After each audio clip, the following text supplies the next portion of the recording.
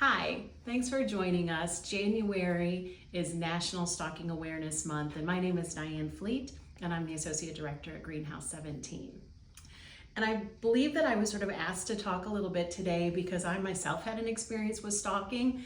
I think, we talk to a lot of the folks that do this work, domestic violence, sexual violence, and we often have our own stories, whether that's a personal story or friends and family.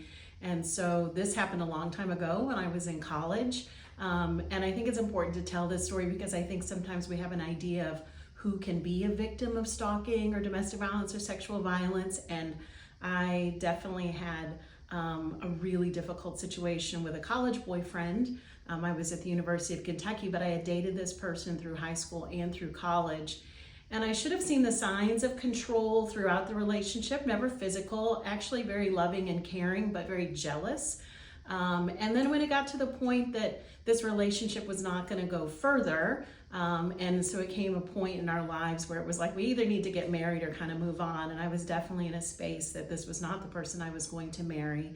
And so when I broke up with this individual, the intention and the intentionality and the intensiveness, I had never experienced anything like this ever in my life, and I couldn't even imagine that this person I cared for was causing such stress and threats of harm to friends and family and just harassment, and it was endless.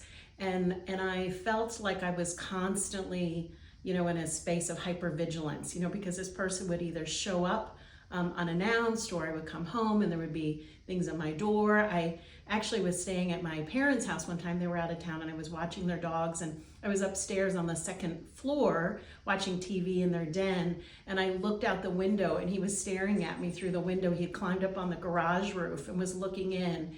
And so that went for about a year, and I kind of think back of things that I could have done differently and should have done. And I know from this work that I really shouldn't have a lot of self-blame, that this behavior was definitely something that this person was doing.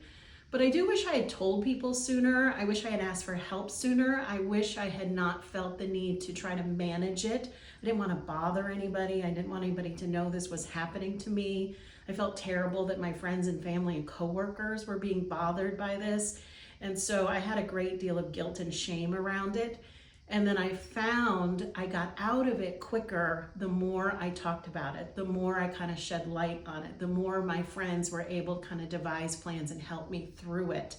And so I think that's my takeaway. Everybody knows their situation best and what their safety is. But for me, what I learned was that was not something that I needed to struggle with quietly. And the last thing that I'll kind of say is I'd gone to a Take Back the Night event during that time, and the speaker said, raise your hand if you've experienced domestic violence or stalking, and I didn't raise my hand. And my friends were so mad at me. I think when you're in a situation, you don't quite realize what you're experiencing, and that was a pivotal moment where I thought, oh, this is happening to me. And I didn't want to be labeled victim, but I wanted to kind of claim it that this was happening to me and allow people to come in and support me. And that was a really watershed shifting moment when the violence really and the stalking began to end.